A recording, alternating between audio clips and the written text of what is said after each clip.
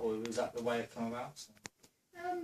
Yeah, sometimes Matt will sit there and he'll just come up with a riff, and he's very melodic, Matt, actually, with his riffs. It's really beautiful. It always creates a certain emotion, whether it's happy or sad. The Thief just made me feel really sad, which sounds strange, but there was just something in there. It took me away. I guess that's what music's all about, isn't it? So yeah, sometimes that will happen, or as I said, we'll be cut up in the van and I'll write some angry lyrics about some man, you know, and then we put the music to that. But it's very natural. It either happens or it doesn't, you know. You can't force it, like Matt said earlier. So yeah, here we go. When you first started the Silverspark project, if you like,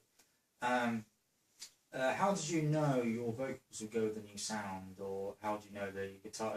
Obviously, with your past and singing covers probably helped, and knowing what you could do together. But when you actually just stopped that and actually just started doing this, did you have to change anything in terms of arranging stuff? Obviously, I said before, when you do covers, you got to practice it, write it down. It's already there. But obviously, when you come to write stuff, it's different. So. How did the kind of arrangement come about? Like, obviously you worked together on the lyrics and put it down, and obviously when you start playing guitar, it comes to words always come to the mind. You write it down. So, and then obviously, do you record them on a computer? Must be. So do you just put ideas down to start with, or is it actually do you actually just simplify the track? Then go through it all in one go and record it, or how does it kind of work that way? I guess the first time we play anything,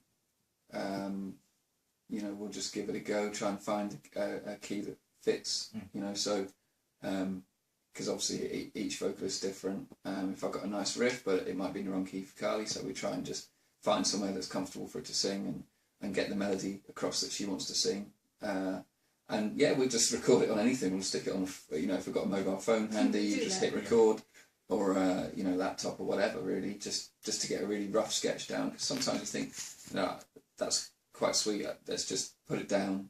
And I guess in a way you kind of think, well, you've got that idea to hand then, and you can then work on it and grow. But like we said earlier, a lot of songs come quite easily, so we quite quickly get the rest of the song so far.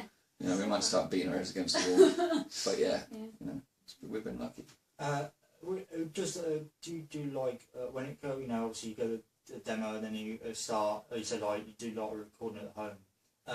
Who's the multitrack person with the because obviously you've got a multitrack on the computer. Who's got the skill for that? Because a lot of people haven't got skill for multitrack. Because I've known as like a few songs I've heard, you get like a millisecond out or something, and then you can hear it without even realising it doesn't work. You've got to put it straight on. So who does all the skills for the computer? Well, the one that hears the bits that's out is usually me, isn't it? In the sense of I'll sit and go, I can hear something, Matt, I can hear something. But Matt is the one who, I must admit, total credit where it's due, worked his bum off in that studio.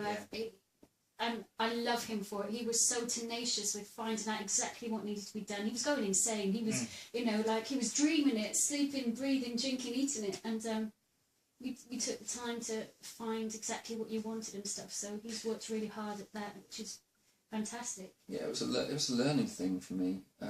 We'd not done it before, and you kind of have an idea in your head, and it's that challenge of getting what's in your head coming out speakers. And I guess that it's pretty involving, to be honest. There's a lot more to think of than you might imagine. But then again, sometimes you can get a take of a song down in the rawest form, and it sounds great because it's got a certain vibe to it. So I'm not a big fan of sort of being too sort of in technical. The detail, if you like. Well, just too much in the detail of this bit's ever so slightly out by 1 millionth of a second or whatever. You kind of think, well, okay, well maybe that note's not bent quite right, or maybe it's sometimes.